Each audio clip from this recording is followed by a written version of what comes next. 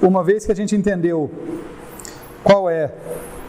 como que está definido o subproblema, pensem no seguinte, agora, né, aquela ideia lá, vamos imaginar uma solução. Então, seja P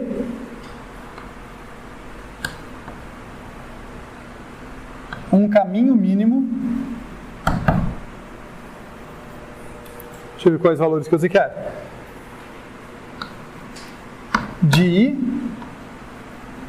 até J em VK. Só para traduzir o que eu acabei de dizer, né? Seja P, então, P é uma solução ótima, portanto, é um caminho mínimo para qual subproblema?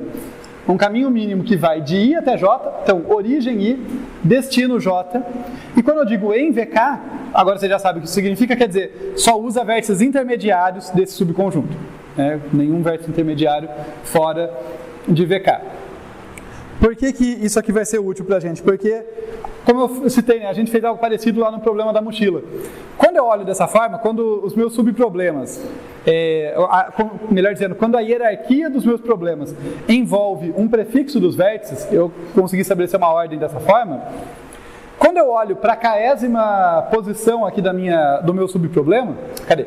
Aqui, né? Quando eu olho para esse K, o que tem de novidade ali para mim, pelo menos é o jeito que eu penso, talvez seja um jeito meio torto, mas o que tem de novidade é o késimo item. Quem pode entrar, o késimo vértice, perdão, né? Item era lá no caso da mochila, estou misturando. É o késimo vértice. Ele é o cara que até agora não podia estar no caminho mínimo de ir para J e agora passou a poder. Né? Olhando para essa figura, é o caso em que antes eu não podia ter o 7, e daí eu cresci o K foi de 6 para 7, e de repente esse caminho passou a estar no páreo. Ok? Tudo bem? Tranquilo? Então, isso me dá um foco, isso me facilita imensamente encontrar a subestrutura ótima, porque, legal, a novidade é o K, e agora é o késimo vértice, né? É ele que eu não podia usar antes, que quando eu tinha K-1 eu não podia usar, e que agora eu posso. E daí eu pergunto para vocês, eu sou obrigado a usar ele? Não necessariamente ele vai me ajudar, né? O que eu estou dizendo é que agora eu posso. Então, quais são as duas possibilidades que eu tenho?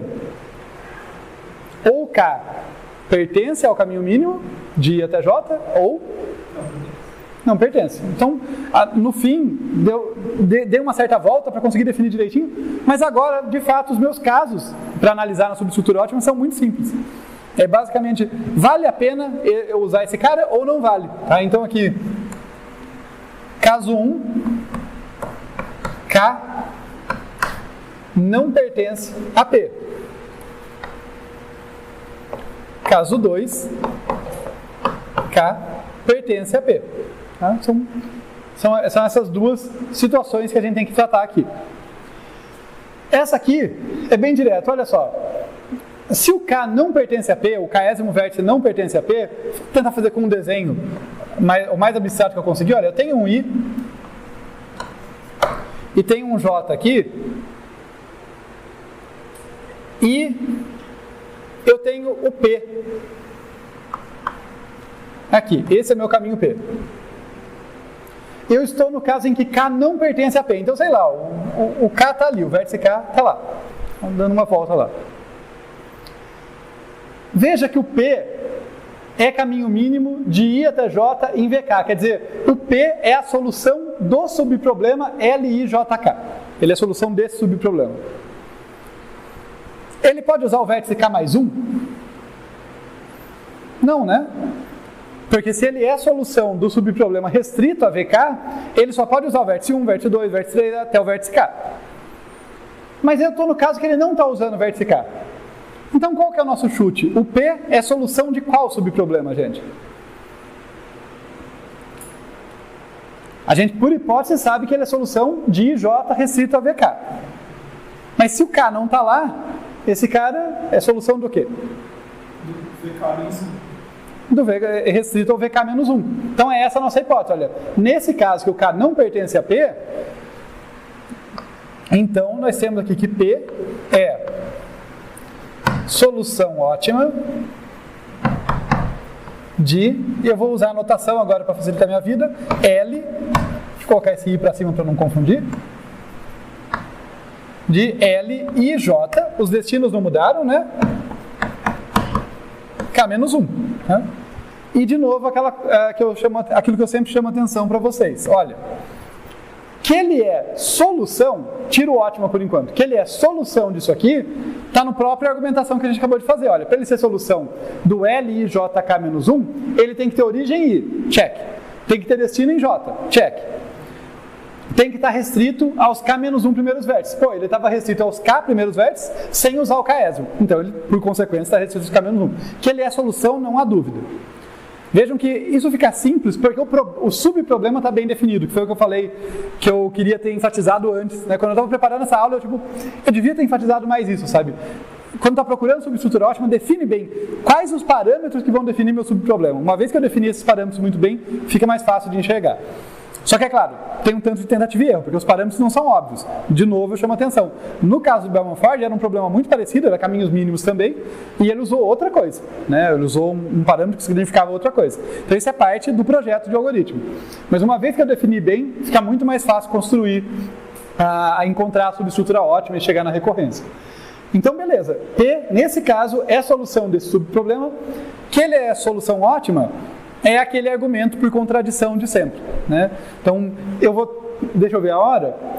Esse aqui eu vou só falar, esse a gente elabora um pouquinho mais, que ele sempre fica mais interessante. Então, ó, por absurdo, eu vou supor que o P não é ótimo desse subproblema. Se ele não é ótimo, tem que ter um P estrela, que tem custo menor do que P, e que resolve esse subproblema. Mas pela própria definição do subproblema, toda solução para IJK-1 é solução de IJK. Porque isso aqui é só uma restrição sobre os vértices. Quem respeita K-1 respeita K. Isso levaria a ter uma solução melhor do que o P para esses parâmetros aqui. O que é um absurdo. Então, aí já temos a contradição. Tá? Então, de fato, se a solução ótima não usa o K-ésimo, P é o mesmo, né? A solução ótima para isso é a solução ótima para isso. Beleza. Vamos para o caso mais interessante, que essa é bonito de ver. Se tem uma coisa diferente do que a gente fez aqui, é que acho que todos os exemplos que a gente viu, a gente encontrava uma hierarquia, uma ordem, e desmontava a solução, seja um caminho, seja um conjunto independente, sejam os itens da mochila, pelo último item. Era sempre assim, né? Aqui a gente vai fazer uma coisa que é um pouquinho mais interessante ali no grafo. Então, situação em que o K pertence a P. Vamos desenhar, que o desenho ajuda bastante. Olha, aqui eu tenho I, aqui eu tenho J,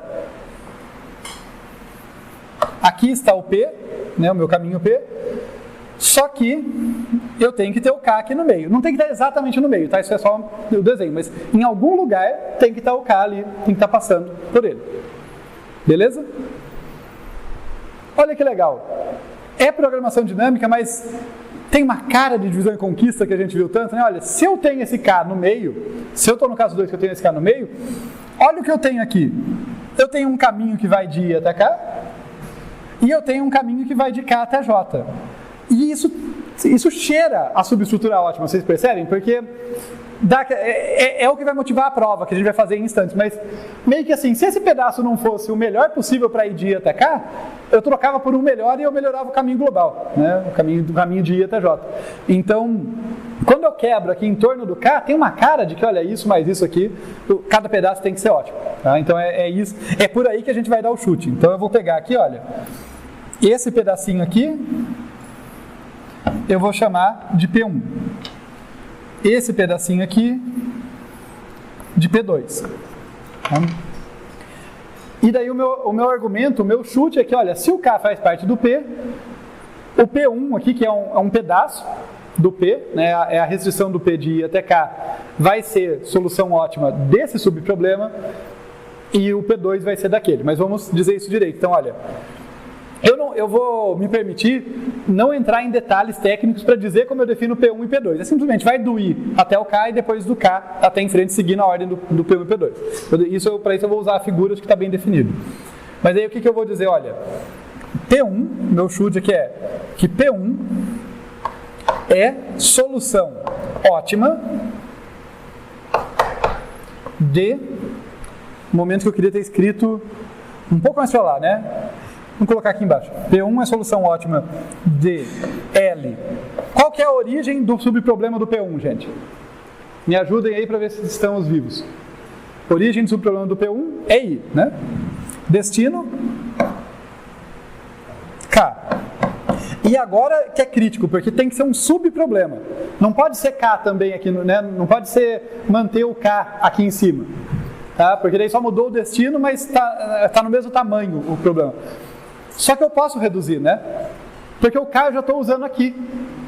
Então, se aqui eu usava vértices restritos entre 1 e K, mas o K está sendo usado aqui, nesse trecho, não pode ter o K. Então, K menos 1. Tudo bem? Eu roubei vocês nessa última frase. Você vê como computação, né, tem que ser cuidadoso. É verdade, é por aqui mesmo que o negócio vai, mas eu preciso de uma hipótese. De novo, eu preciso entrar naquela questão dos circuitos negativos. Lembra que quando tem circuito negativo, o caminho mínimo não está bem definido? Que ele pode ser menos infinito? Se eu ficar ciclando ele, porque eu posso repetir vértices? Então, isso aqui que eu acabei de argumentar é verdade se não tiver circuito negativo.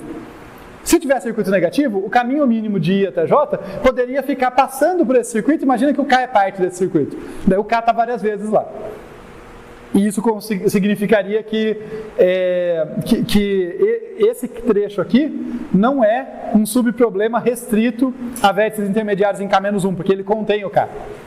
Tá? Percebem? Se eu permitisse circuito negativo e repetição de vértice, o caminho mínimo de I até J podia ter várias ocorrências do K, porque ele ficava dando volta ali. E daí quando eu pego um pedaço até o K ou a partir do K, vai dar bobagem, não vai ser um subproblema. Então aqui tem uma hipótese que não tem circuito negativo. Parecido com o Bellman-Ford, o que vai acontecer é que eu vou levantar essa hipótese para construir o algoritmo, mas eu vou mostrar no final que o nosso algoritmo detecta circuito negativo, de um jeito bastante elegante. Tá? Mas esse argumento, para funcionar, não pode ter circuito negativo. Tá? Na ausência de circuito negativo, não tem repetição de vértice no caminho mínimo, não vale a pena repetir vértice. Não repetindo vértice, de fato, P1 vai ser solução ótima de I até K restrito aos K-1 primeiros vértices. E de modo semelhante, isso aqui então no caso 2, no caso 1 a gente tem isso aqui, no caso 2 a gente tem isso e... Deixa eu fazer uma coisa aqui, manejar isso aqui, ó. Vou colocar o escrito P1 para cima, escrito P2 também para cima, e daí eu posso dizer aqui, ó, e P2 é a solução ótima de L, a origem é K. Obrigado. O destino é J e está restrito a K-1. Beleza? Tudo bem, gente?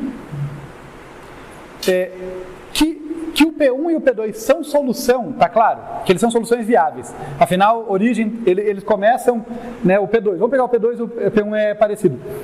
Quando você pegar o P2, ele começa em K, ele termina em J, ele só usa vértices de K-1. É verdade na ausência de circuitos negativos. Então, o que é solução? Beleza.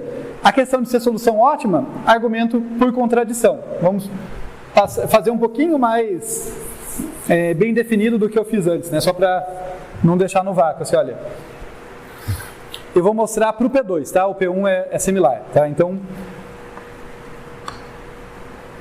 mostrar... Deixa eu colocar um nome aqui, ó. Então, cadê as cores? Aqui. Esse aqui, vamos dizer que é a afirmação 1. Afirmação I, aqui. E essa aqui é a afirmação 2I. Tá? Então vamos mostrar 2I aqui. Mostrar que é verdade que P2 é a solução ótima, com o foco na ótima, tá? Que é a solução a gente já argumentou. Então, o que a gente vai dizer? Mostrar 2I. Supor, por absurdo, por contradição, que existe um P2 estrela, tal que o custo de P2 estrela é menor do que o custo de P2, e P2